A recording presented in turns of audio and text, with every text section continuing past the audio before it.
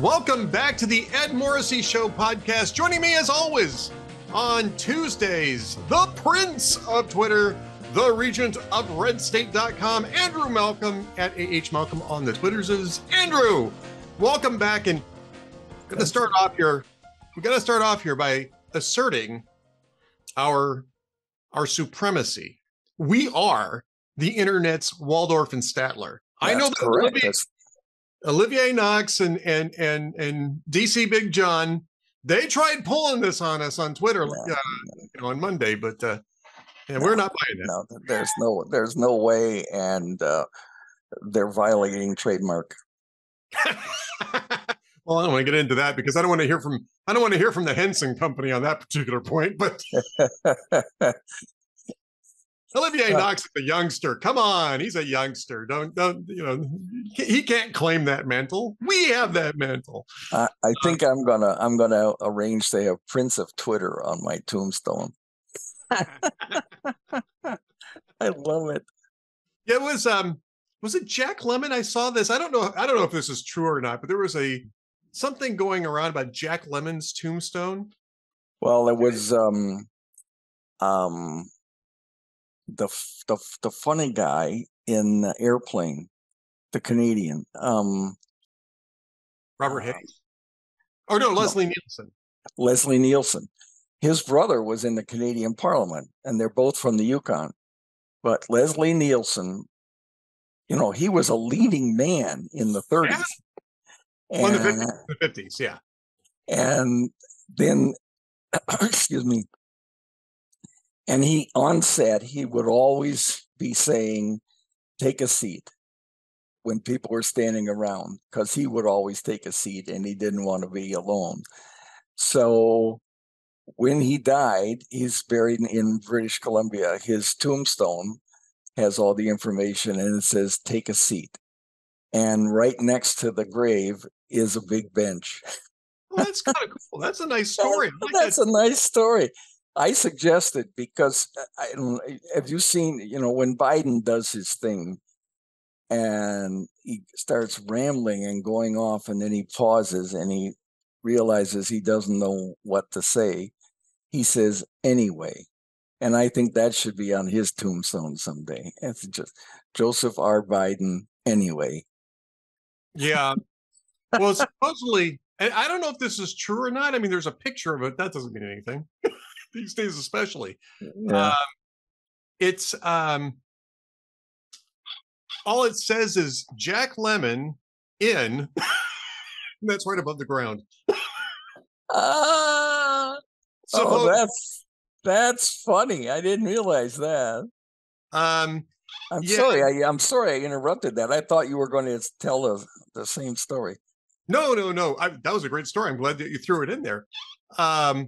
Yeah, I saw this. I just kind of thought it was funny. So we're going to end with a joke. We'll start off with something light. In between, we're going to get cranky. Gonna get cranky, folks, and there's lots to get cranky about right now. And I guess we can start off by talking about the cranky old guy who's actually in the White House. Now we're doing this on President's Day. We're recording it on President's Day. So of course, the long weekend he's not in the White House. He's on vacation, but he'll be back soon. Yeah, I guess. Depends on what your definition of being back is. Yeah, that's true. But at any rate, the fallout continues. The New York Times publisher, this is in Politico today, New York Times publisher was talking to Arthur Sulzberger, not Pinch, but the son, was talking to some meeting, he was giving a speech. And this was either yesterday or the day before yesterday. It was either Saturday or Sunday. He was delivering a speech and he said that the White House and Joe Biden is extremely unhappy with their coverage of his age. And I think that the problem is that I'm sure they're unhappy, but it's not because the New York Times is covering the age issue. It's because everybody's being forced to cover the age issue. And I think this We haven't talked, I think, since the Puck report came out. Now, Dylan Byers, who is he's a reporter. He was at Politico for years, and then he launched his own thing at Puck. And so he's been around a while. He knows everybody in the White House press corps and all that kind of stuff. And last week, and I think it was after we talked, last week he came up with he put out a report that said everybody in the White House press corps knows that Joe Biden's lost a few steps, right? But they didn't want to talk about it because they thought it would be indelicate. Yeah, right. Is that how it works? Yeah, I understand the feeling, but this is the guy with the nuclear launch code. So, I mean, if they are to live up to their constitutional protections as watchdogs, I think they need to be more honest and do it sooner. Well, yeah. I mean, I think that's certainly correct. But I mean, there's more going on here than it was just that it was indelicate to talk about it. There were two reasons, right, that they didn't want to report this. One was that they didn't want to lose access to the White House. They knew if they started writing about this, the White House would freeze them out. Yeah. That is not exactly a profile in courage. But the other is that what is it? I mean, no, it's not. But that's a great phrase. Their business is supposed to be to talk, to hold, right, the powerful accountable, and the people who are in office are the ones who are powerful, right? Not the people who are out of office, who might have power in other ways, and certainly you can write about them and hold them accountable too. But it's the people who are actually in office, and as you just got done saying, have their finger on the button, right? Yeah. They've got access to the nuclear launch codes. And if that person is incapacitated, partially or fully, then that's something that the American public really needs to know, especially since that person seems to want to run for another term. Yeah. And yet these guys, according to Dylan Byers, again, it's not just me making this up. Dylan Byers talked to these guys, and he was quoting them anonymously, saying that everybody in the room understands what's going on. Anyone with an elderly parent knows exactly what this is. And I mean, that means, senility is what they're talking about. They don't want to say exactly. But the other reason, and it's not just because of losing access, although I think that was a big part of it. The other part of this, and Byers actually cites that, right, that they didn't want to lose access. But the other big part of this, and this is something that everybody knows, right, is that they basically prefer Biden to Trump. Yeah. And they don't want to report anything that's going to make Biden look bad because it might help Trump get elected to a second term. And nobody in the White House press corps wants, well, I won't say nobody. There might be a few enterprising reporters who want him to return because he's good to write about. He's wonderful for business. In fact, they've fallen into economic doldrums ever since, and they've had mass layoffs. Right. I mean, just the business model alone. I remember, what was it? I think it was when Obama won the second term. Somebody asked me, what are you going to write about? I'm going to write about Obama. I said, I'm unhappy he got reelected, but let's face it, he's not bad for business. Yeah, exactly right. Exactly. Not good for the country, but not bad for business. Not bad for business. And look, I would much rather have it be bad for business, but only if that was if that was what a fully informed electorate decided, because that's what the media is there for, is to fully inform the electorate. Right. And we've been talking about, you and I have been talking about Biden's, capacity issues. Neither one of us are spring chickens, but we don't shy away from talking about that, right? Right. Because it doesn't matter. Who are you again? Am I Waldorf or am I Statler? Statler. Yeah. I'm the handsome one, whichever one that is. Yeah, that's a toss-up too, I think. Anyway, go ahead. I'm sorry. Yeah. No. what was I saying? Oh yeah, some of it, we might have capacity issues, right? But I mean, we're not the president of the United States either, and we're not seeking the office. That's This right. is the leader of the free world is an important position, and you want somebody who's in full control of their faculties. And we're going to talk a little bit about how that relates to Donald Trump, because you have a piece out, a VIP piece over at Red State, talks a little bit about that. But his cognitive capacity is not in question. Now at 78, you start running the risk that it might be coming into question, because that was how Biden was when he got elected, right? The first time. Yeah.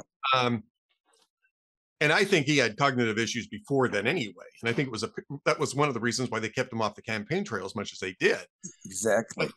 But the Robert Hur report is forcing them to speak about this openly. And you get Salzberger out there, we're going to keep on doing what we've been doing because that's what we do. No, it's what you do now.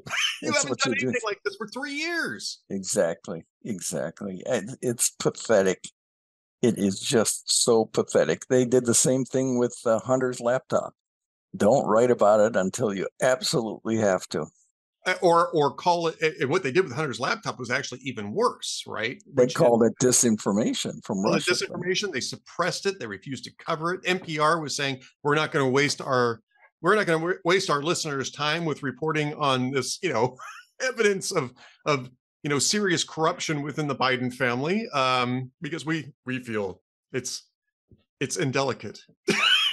Yeah. It's not to our. It's so pathetic to let that stuff come in between. Yeah. Look, I mean, have you ever seen the movie The Front Runner? I don't remember. So The Front Runner is a movie that was made about 5 years ago, or maybe 6. And it stars Hugh Jackman, who's more known for, being Wolverine in the Marvel films. But he's a really good actor. I mean, he's just a really good actor. He did The Greatest Showman, which, very talented guy. And in The Front Runner, he plays Gary Hart in the 1988 cycle, right? And the whole, Donna Rice monkey business thing that comes up. It's actually a really good movie. Now it's kind of talky, and it's all talk basically. I mean, there's not a lot of action of any sort. If you get my drift, there's not a lot of action. But it's a really good movie, and I appreciate really good, interesting human dramas with good dialogue, right? Where you got good characterization, good dialogue, and The Front Runner is really good. It didn't really I don't think it made much of an impact at the box office. But that was about repertorial delicacy, right? Do you report on a politician's private life? And at that time, that was not necessarily done, right? I mean, nobody talked about Kennedy's affairs. Nobody talked about Johnson's affairs. Nobody talked about Gary Hart's big mistake was to challenge the reporters. At one point, he said, when they were sort of hinting at Donna Rice, who, by the way, is one of my followers. She's a kind of a big deal in the pro-life movement too. I met her once. She's a very lovely woman. Yeah, she's very nice. But did she sit on your lap? No. Nor would I have ever asked her to. She is a very classy woman, yes. and very happily married. Yeah, exactly. Exactly. But back when the reporters were hinting at it about Gary Hart, he boldly said, well, follow me. So a few did. And boom, there's Donna. Yeah, to this day, she denies that they ever did anything together. And it may very well be true.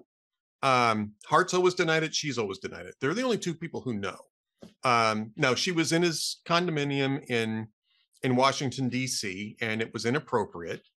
But the question at the time was, is this something that you need to report on? Because it really doesn't have anything to do with the issues that people are that concern ordinary voters. It doesn't have anything to do with the office itself.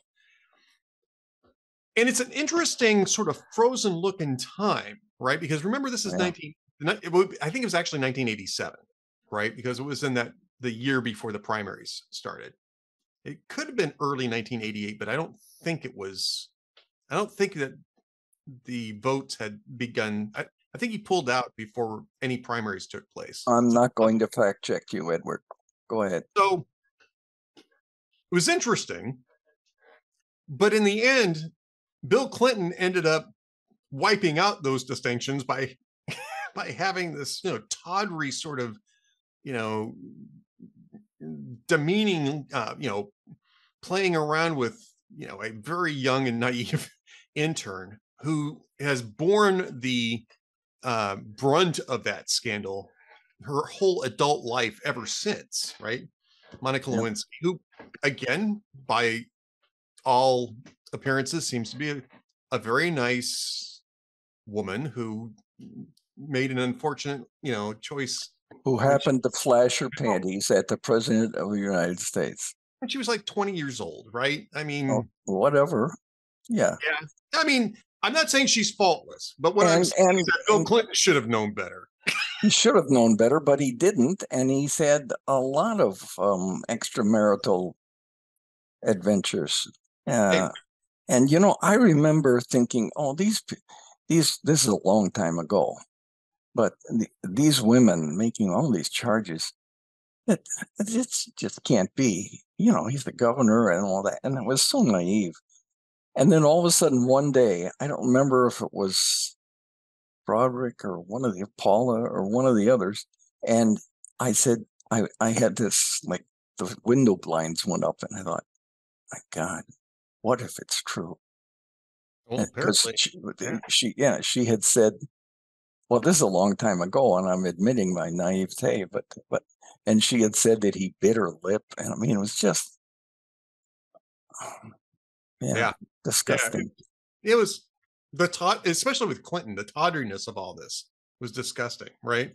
Yeah. Jennifer Flowers, Paula Jones, and of course, they started attacking all these girls as bimbos. Donna Rice got some of that too when the scandal first got reported. That was 88, right? It was 87, 88. I can't remember the exact year on that. But it was in that cycle, Yeah. It's a good movie. I would recommend anybody who is interested in politics and reporting to watch the movie. It's very well done. Front Runner. The Front Runner, yes. Hugh Jackman as Gary Hart, Vera Farmiga is his wife Lee. J.K. Simmons is in it as his chief political advisor or campaign manager.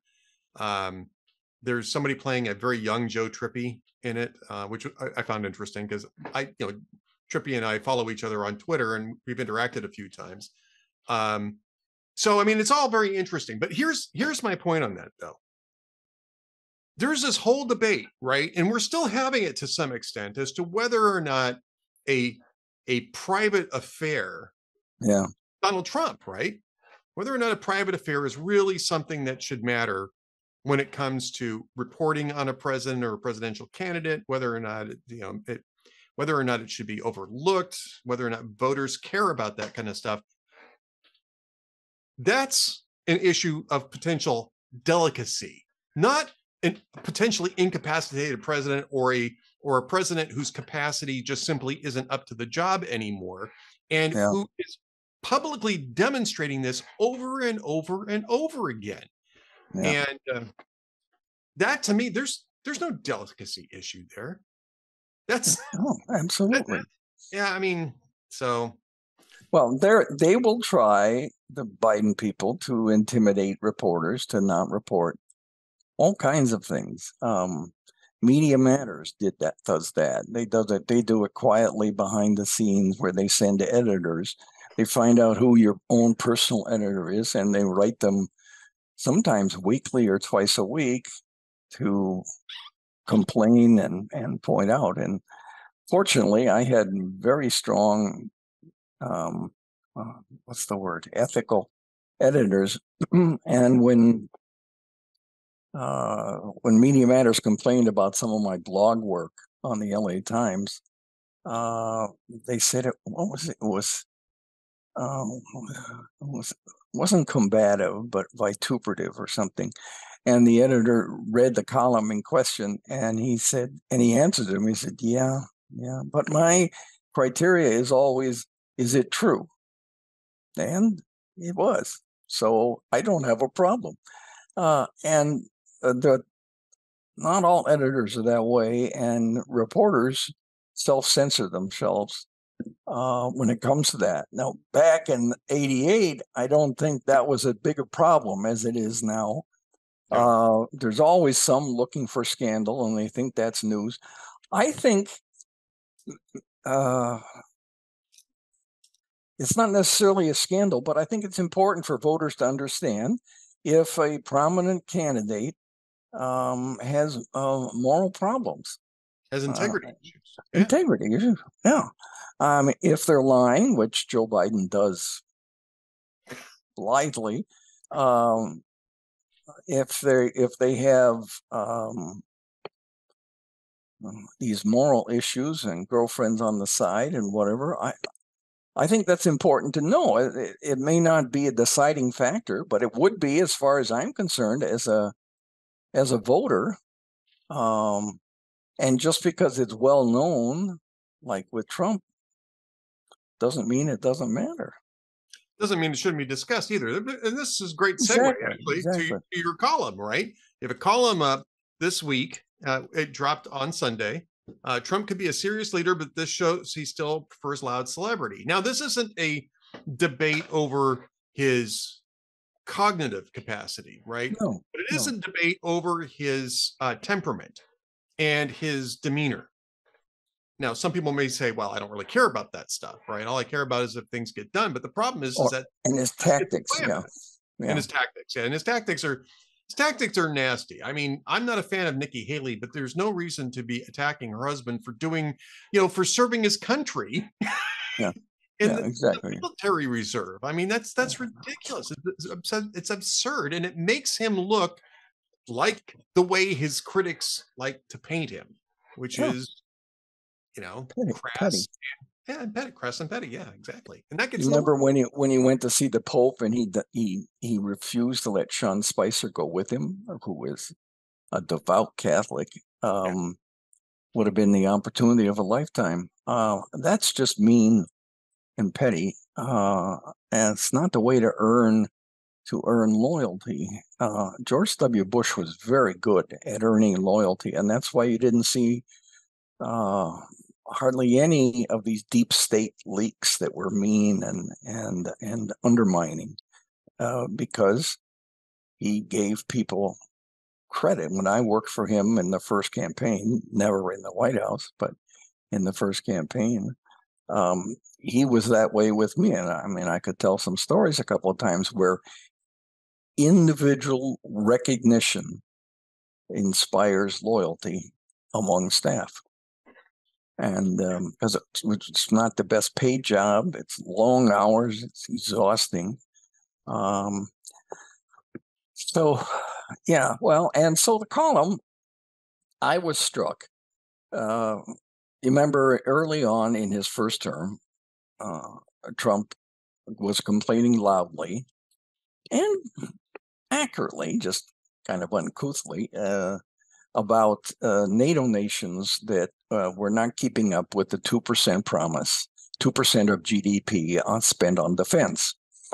Now, to everyone's not credit, but to be fair about it, when the Soviet Union collapsed, the need to keep building armies and more modern stuff and keeping up on ammo supplies and all that dwindled. And a lot of nations, including the U.S., I guess you could call it a peace benefit, but they've started paying less attention to military readiness because the Soviet threat was gone.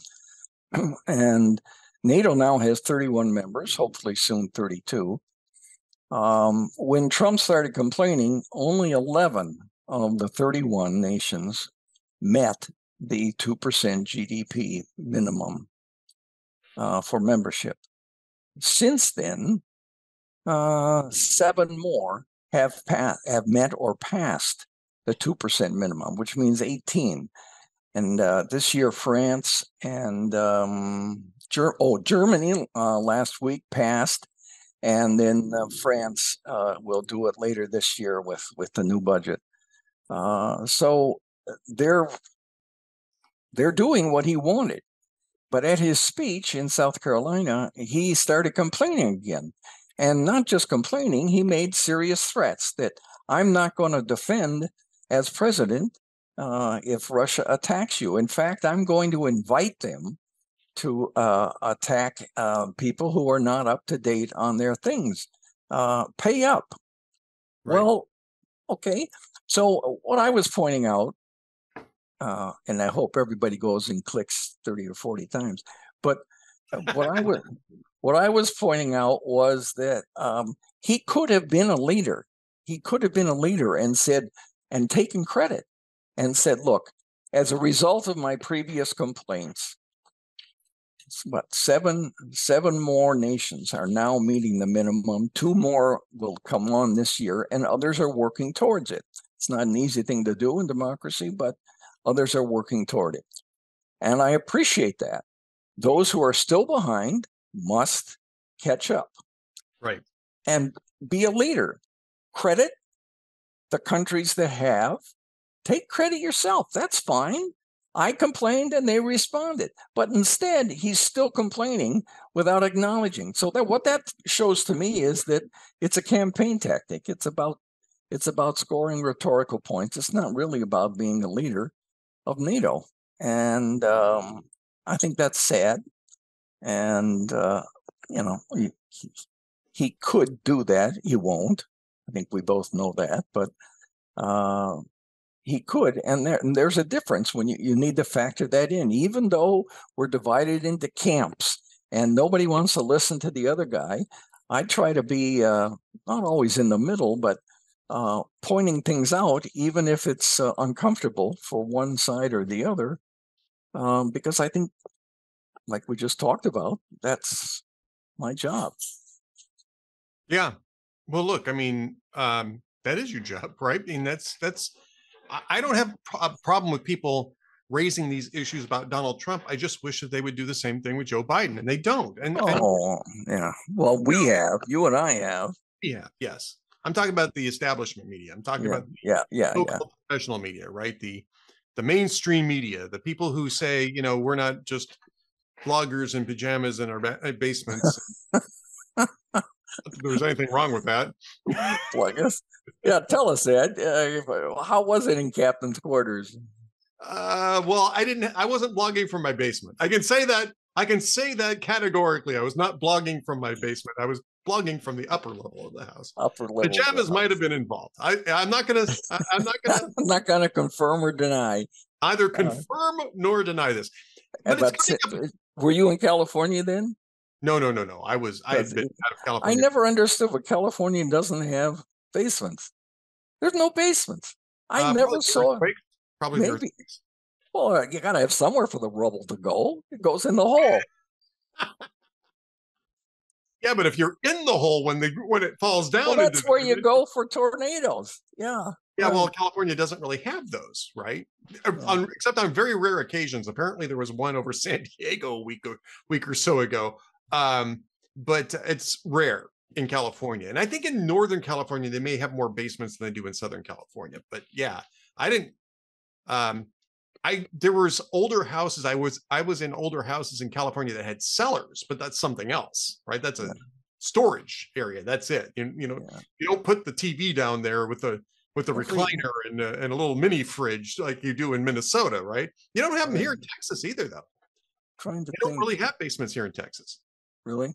Yeah. I'm trying to think. It's pretty much no, not in California, not in Tokyo, but pretty much every house, other than those places, I had a basement, and they were helpful. They were useful. You're in Canada. You're in the Midwest, right? You're in Ohio. Yeah. That's the reason why. That's the reason why. It's very typical there. One day in Illinois, my mother-in-law was visiting, and the bulletin came over, loud screech on the radio that there was a tornado and it was sited right by the McHenry-Cook County line. And my house was on the McHenry-Cook County. The sign was right out in front by the road. So I must say, everyone in the house migrated to the southwest corner of the basement. The basement. Yeah. We had to learn that when we moved to Minnesota. Yeah. We never had. The only experience we had with that was The Wizard of Oz. I kid you not. Even Twister came out after we moved to Minnesota. I think it came out in 98 or 99. And so the only thing I really knew about tornadoes was The Wizard of Oz. And I just knew that.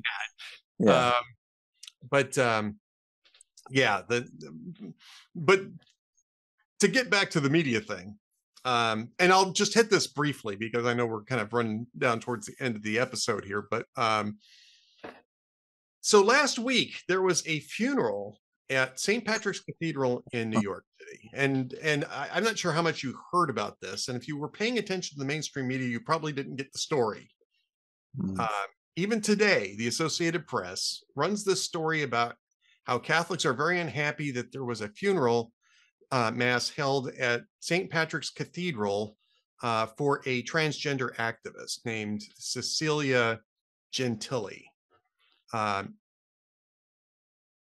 And that supposedly the outrage is just having the funeral, which was not at all the case. What was outrageous was what happened at the funeral. What happened at the funeral, you won't find it in the Associated Press story. I can tell you that. This is the one that ran on NBC News. Said this is the only description of what happened at the funeral from the Associated Press. I'll just read the whole paragraph. It's only in one paragraph, and it's the 14th paragraph. Videos of Gentili's funeral mass show an estimated audience of more than 1,000 celebrants. No, they're not celebrants. Mourners. The priest is a celebrant, by the way. I didn't even mention that in my post about this, including transgender people and other friends and supporters chanting her name, the deceased, applauding, singing, and offering praise of her stature as a leading light of the city's LGBTQ plus community. Now let me read to you from Catholic news agency's description of what actually happened. Many of the 1,000 in attendance wore dragon scanty outfits. At the foot of the altar stood an image of the Argentinian-born Gentili with a halo surrounded by the Spanish words for whore, transvestite, blessed, and mother. A rendition of the Ave Maria by the cathedral cantor was interrupted when an attendee shouted Ave Cecilia and danced down the center aisle. A mid-liturgy lay reflection given from the sanctuary compared Gentili's advocacy for normalizing sex work and lobbying for gender health care to Christ's ministry to prostitutes and outcasts. In another reflection, Diaz described the deceased as, quote, this whore, this great whore, Saint Cecilia, mother of all whores. Those assembled stood and applauded as Father Dougherty remained seated in the presider's chair, his chin in his hand. And that's just all I excerpted from this thing. There's a little bit more in the CNA article. It was so bad that even Father James Martin, who is a huge LGBTQ advocate in the church, he's written books about this, sort of had to retreat from his support for the funeral, saying that, maybe, they should have been a little bit more respectful of the actual church while they were in there. Yeah, there's a lot of flaunting that goes on, and you get the impression, at least I do, and this goes back into the 60s with the war and everything else. The flaunting is really taunting. It is. Look at me, I can do this. I hope it offends you, and I think that's what gets people going. Is the worst. And the media, of course, censored it, and they censored that the transgender shooter in the church. Right. You didn't hear much about that after the first day. You didn't hear much about the transgender shooter in Tennessee either. Where's the manifesto? Yeah. Stephen Crowder got a hold of 3 pages of it, and the police department lost their freaking minds over it. Oh, it's part of the investigation. There's nothing more to investigate, folks. Yeah, they're dead. They're all dead. And they still haven't released that manifesto. And you know that if that shooter had been somebody who was doing it out of racism or out of, right-wing extremism, that manifesto would have been out in 3 days. Oh, absolutely. Absolutely. Yeah. And that's what's ruined. And as I said before, I'm not sure it can be repaired, but that's what's ruined media's credibility is this kind of faint-hearted self-censorship. And if it happened, if it's factual, and you know it for sure, just say it and let the chips fall where they may. But no, we can't do that because it might hurt a cause that not me, but that they're in favor of. Right. Yeah, that's sad. It's very sad. And it is very sad. It's exactly what it is, and it's very sad. Because not just because it's a trusted institution with constitutional protections, but because we need a watchdog, a public watchdog that provides a generally shared system of reality, a generally shared reality and facts, which we can all then believe and remember and factor into our decisions.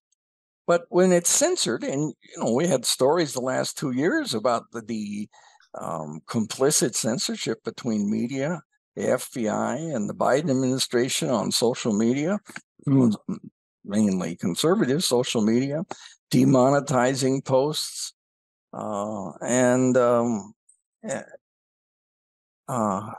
it's sad, and the media is finding other ways. That media is finding other ways to support itself, but it's just sad. We need it for the strength of a democracy, and we just do. Yep, I agree. Well, at any rate, you should go over and read Andrew's new column. Trump could be a serious leader, but this shows he still prefers loud celebrity. If for no other reason than the interesting nexus. Actually, there's 2 interesting nexuses today about Joe Biden and Abraham Lincoln. One, and I just saw this go by my Twitter feed. Apparently, Abraham Lincoln issued a pardon to Joe Biden's great-great-great-grandfather over some charges of a brawl. I mean, I didn't really dig into the details of that. It just really? Yeah, I guess. I could look it up, but I saw it go by on the Twitter thread from a news organization. So, go check that out. But you have an even more, I would say that you have a more substantive. Oh, I double checked it, but it's just, to me, stunning. And that is Joe Biden's birthday, November 20th, 1942, is closer to Abraham Lincoln's inauguration than it is to Joe Biden's own inauguration. And this is the one that he did 3 years ago. We're not talking about if he gets inaugurated again. We're talking about the one that was in 2021. That's right. That's right. I mean, it's just stunning to think he's that old. Yeah. I mean, that was, November 20th. So that was 11 months after Pearl Harbor. 7 months before me. And 4 years before Donald Trump. Yeah. Well, go read. We gave that one away, but go read the rest of what Andrew has to say, because it's a lengthy column and it's really good. And you can sign up for VIP or VIP Gold over there if you don't already have access to it. And there's a sale on, right? There's always a sale on. There's always a good sale on. So if you so VIP membership now is like less than a Starbucks. So it really is. Yeah. And it's much more filling than a Starbucks. That's right. It lasts longer. It lasts longer. It gives you more benefit. All right. I know you didn't get a chance to bring a joke today, but I've got one for you. Okay. And so we'll end on this joke here. So hit me. All right. Well, actually, it's interesting you say that, because that's part of the joke. A woman came up behind her husband while he was enjoying his morning coffee and slapped him on the back of the head. She says, I found a piece of paper in your pants pocket with the name Mary Lou written on it. You better have an explanation. He says, okay, calm down, calm down. Remember, I was at the dog track last week? That was Mary Lou was the name of the dog I bet on. She said, okay. So the next morning, he's having coffee again. She smacks him upside the head and he says, what is that for? She says, your dog called last night.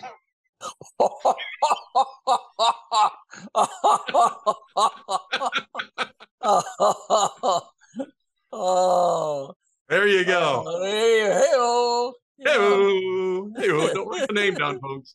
Don't do it in the first place. Don't write the name down. Karnak, in deep trouble with spouse.